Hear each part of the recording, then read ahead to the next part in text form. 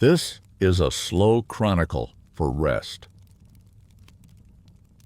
A gentle telling of daily life in ancient Egypt, spoken softly for deep and uninterrupted sleep. Wherever you are in the world right now, and whatever time it happens to be for you, there is nothing you need to do and nothing you need to stay awake for.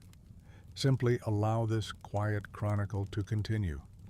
As the night carries you gently toward rest, the sun rises slowly over the river, and the light comes softly at first, touching the water with pale gold, before spreading across the valley.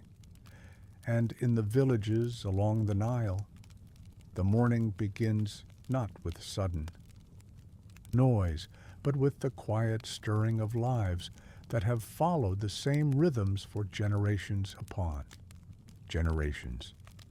And perhaps in one of these villages, in a house made of mudbrick with walls that hold the coolness of night even as the day grows warm, someone is waking to the dim blue light that comes before the sun fully appears, and they rise slowly from a low bed, a simple frame woven with rope or reeds, with linen sheets that have been washed in the river and dried in the sun until they are soft and pale. And the air in the room is still and cool, carrying the faint scent of the earth from which the walls were made. And outside, beyond the small window that is only an opening in the wall, the world is beginning to fill with the sounds of morning. The village is not large, perhaps a few dozen homes clustered together, and the streets between them are narrow and unpaved, packed earth that has been walked upon by so many feet over so many years that it has become smooth and hard. And in the early light, these streets are empty, though soon they will fill with the movement of people going about the tasks that shape their days. And for now, there is only the quiet and the gradual brightening of the sky. And somewhere a rooster calls, its voice carrying across the flat rooftops, and then another answers. And in this way, the village begins to wake.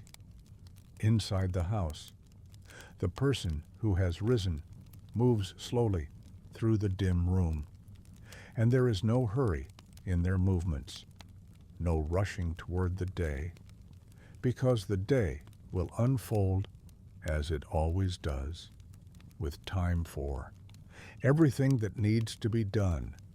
And they pour water from a clay jar into a basin, water that was carried from the river the evening before, and they wash their face and hands, the water cool against their skin, and then they smooth a little oil into their hair, oil scented faintly with something pleasant, myrrh perhaps, or lotus, though the scent is very subtle, barely there at all.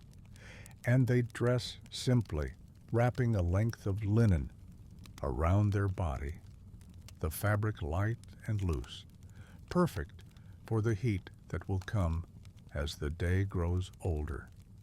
By the time they step outside, the sun has cleared the horizon, and the light is golden and warm, slanting low across the fields that stretch away from the village toward the river. And these fields are green now because it is the season after the inundation, when the Nile has receded and left behind the rich, dark soil that makes this land so fertile. And in the fields there are people already working, moving slowly between the rows of growing things, barley and emmer wheat that will be harvested in a few months, and flax that will be made into linen. and vegetables growing in small plots near the water, and the air is filled with the sound of water. Familiarity in these encounters, because these are people who have known each other all their lives, whose families have lived side by side for generations, and there is comfort in this, in the sameness of days, in the knowledge that today will be much like yesterday, and tomorrow will be much like today. Near the center of the village there is a well, and around it several women have gathered, drawing water in clay vessels, and they talk quietly among themselves as they work, their voices blending with the creak of rope and the splash of water, and the conversation is unhurried about small things, a child who is unwell, repairs needed on a roof, the quality of the grain from the last harvest. And these are the conversations that weave the fabric of daily life, unremarkable and essential, repeated in villages all along the river with only small variations. Beyond the village, the land opens up, and there are paths leading in different directions. One toward the fields where much of the work will take place today, another toward the river itself, where boats move slowly, up and down, carrying goods and people, their sails catching the morning breeze, and still another path leading away from the river, toward the desert that begins abruptly where the green land ends, that hard boundary between life and emptiness, between the black soil and the red sand. In the fields, the work has already begun in earnest, and there is a rhythm to it, a steady, patient rhythm that matches the rhythm of the seasons themselves. And people move through the crops with hoes, loosening the soil around young plants, or they walk along the irrigation channels, opening and closing the small gates that control the flow of water, making sure each section of field receives what it needs. And this work requires attention but not haste, and there is time to pause, to straighten one's back and look out across the fields toward the river, to feel the warmth of the sun, to wipe sweat from one's brow with the back of a hand. The river itself is never far away, and it is the center of everything. The reason this civilization exists at all, in the midst of desert, and its presence is felt even when it cannot be seen, in the moisture in the air, in the green of the fields, in the birds that fly overhead, herons and ibises and ducks, and sometimes throughout the day people walk down to the water's edge to refill a water jar, to wash, to simply stand for a moment and watch the river flow past, ancient and unchanging, moving from south to north as it has always moved, carrying the gift of life through a land that would otherwise be barren. As the morning progresses, the sun climbs higher and the heat begins to build, and the light becomes whiter, more intense. And in the village and in the fields, people adjust their pace accordingly, moving a little, more slowly, seeking shade when they can find it. And there is no point in fighting the heat, in trying to maintain the energy of early morning, because the heat is simply a fact of life, something to be accommodated.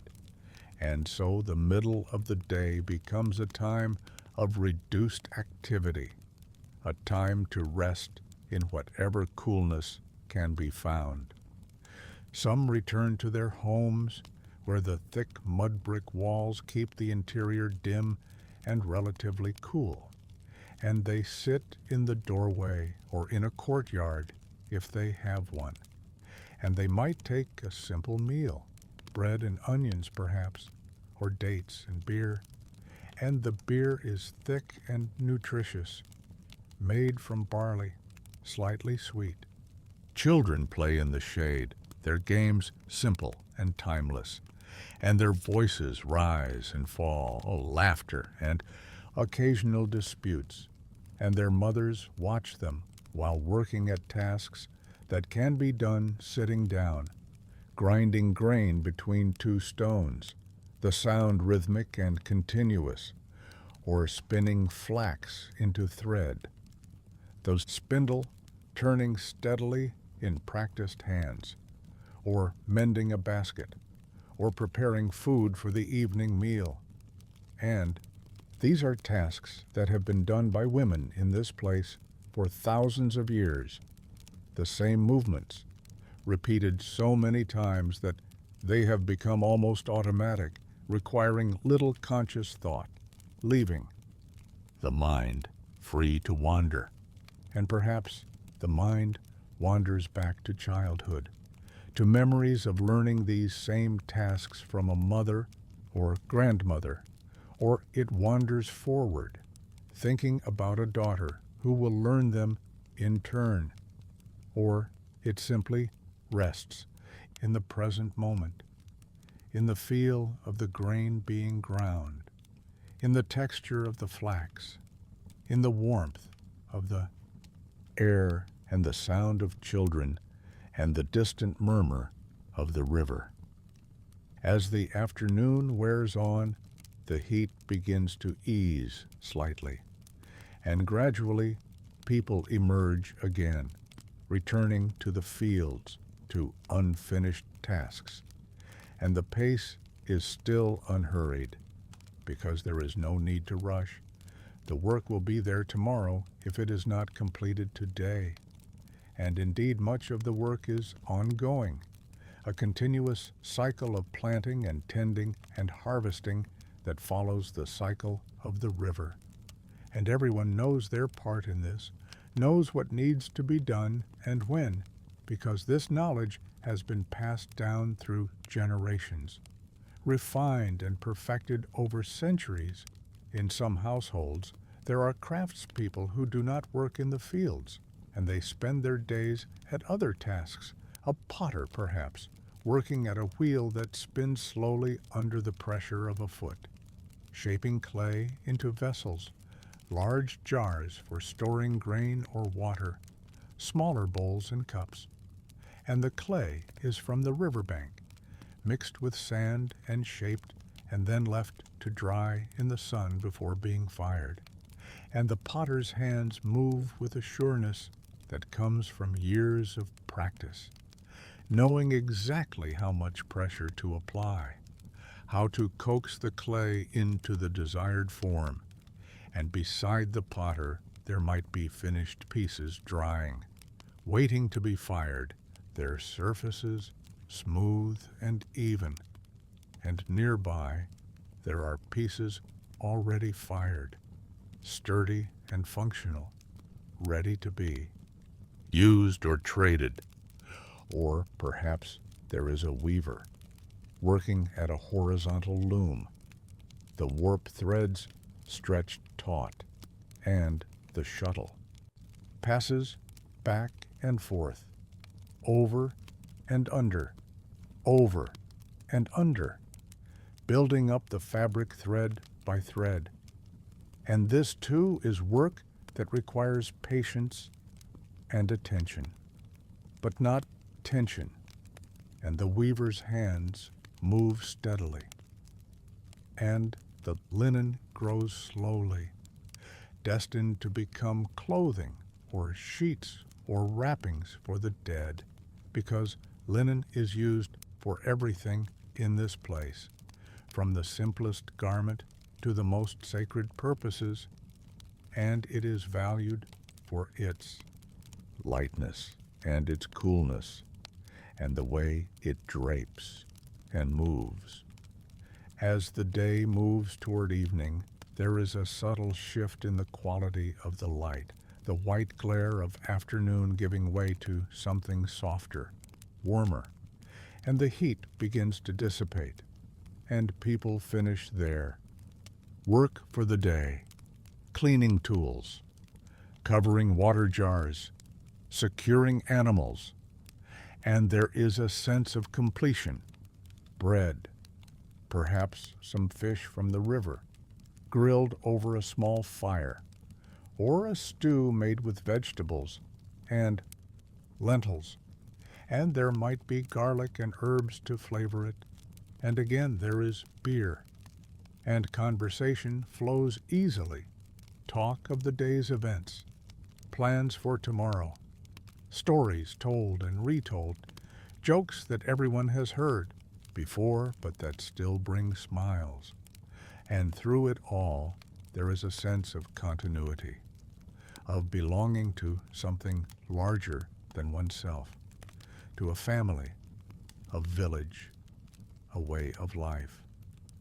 As darkness falls, the air cools noticeably, and after the meal, people might sit outside for a while, looking up at the sky as stars begin to appear, one by one, and then in great scattered multitudes. And the stars are familiar, patterns that have been observed and named, that have meanings and stories attached to them. And they provide a kind of orientation, a connection between the earth and the heavens, between the temporary lives of individuals and something eternal. And eventually, as the night deepens, people retire to their homes, to their simple beds, and they lie down on the linen sheets, and through the window opening, they can see the stars, and they can hear the sounds of the night. Insects chirping, a dog barking somewhere in the distance, the ever-present murmur of the river. And these sounds are soothing, familiar, and sleep comes gradually, not forced, but welcomed. And in sleep, there are dreams, perhaps, or perhaps just the deep rest that comes from physical work and the satisfaction of a day lived in rhythm with the land and the river and the seasons. And the next day begins much the same, with the slow arrival of dawn, with the stirring of the village, with water drawn from wells and jars, with the fields calling people back to their work, and the pattern repeats day after day, season after season, year after year. And there is comfort in this repetition, in knowing what to expect, in having a place in the order of things. And while individual lives are short, the pattern continues. Children grow and learn and take the places of their parents, and the village endures, and the fields continue to be planted and tended and harvested, and the river continues to rise and fall, bringing the floods that make life possible, and then receding, leaving behind the gift of fertile soil. And in all of this, there is a kind of timelessness, because while the details of individual lives vary, while there are joys and sorrows, births and deaths, conflicts and resolutions, the fundamental pattern remains the same, and has remained the same for so long that it seems it might continue forever. And indeed it will. Continue for centuries more. This way of life along the river, this daily rhythm of work and rest, of planting and harvest, of water and sun and the rich black earth. In the villages, there are also those who serve the gods, priests and priestesses who tend the temples. And while most people do not visit the temples every day, the presence of the divine is felt in daily life, in small shrines, in homes, in amulets worn for protection, in prayers spoken at the beginning of important tasks, and the gods are seen as active participants in the world, not distant or abstract, but present in the flooding of the river, in the growth of crops, in the birth of children, in the journey from life to death and beyond. And so, there is a dimension to daily life that goes beyond the purely practical, a sense that the ordinary tasks of farming and cooking and raising children are part of a larger cosmic order. Music and dancing and offerings made at temples and processions through the streets, and these events punctuate the steady flow of ordinary days, providing moments of celebration and communal joy. And then, when they are over, life returns to its normal rhythm, and the fields still need to be tended, and water still needs to be drawn from the well, and bread still needs to be baked, and children still need to be fed and taught and cared for. The houses themselves tell a story of adaptation to the environment. The mud brick walls thick enough to provide insulation against heat. The flat roofs where people sometimes sleep on hot nights, where grain and dates and other foods are dried in the sun. The small windows that let in light while keeping out the worst of the heat. And inside these houses, there is not much furniture. A bed, perhaps a low stool or two, storage baskets and jars, and everything has its place, and everything is functional because there is no room for excess. No. Purpose served by accumulating things that are not needed. And in these houses, lives are lived in close proximity. Parents and children, and sometimes grandparents, all sharing the same small space. And privacy, as we might understand it, does not really exist, but perhaps it is not. Missed, because life is lived communally anyway, much of the work done in the company of others, meals shared, children playing together in the streets. And there is security in this closeness, in being surrounded by people who know you, who will help in times of trouble, who share your joys and sorrows. The tools that people use are simple but effective. Hoes for working the soil, sickles for harvesting grain, grinding stones for processing that grain into flour, needles for sewing, knives for cutting, all made from materials at hand, wood and stone and bone and metal. And these tools are maintained carefully, sharpened when they become dull, repaired when they break, because they are valuable. And a good tool might be used for years, passed down from one generation to the next. And there is pride in craftsmanship, in making things that are well designed and durable, that will serve their purpose reliably. As night follows day and day follows night, and as the seasons turn, moving from inundation to growing, season to harvest and back again, the lives of the people along the river unfold in their ordained patterns, and each person plays their part. And there is a sense of rightness to this, a feeling that this is how things should be, how they have always been, and in quiet moments, perhaps resting in the shade during the heat of the day, or lying awake for a few moments before sleep comes, there might be a sense of connection to all those who have come before, to ancestors who tended these same fields, who drew water from this same river, who looked up at these same stars.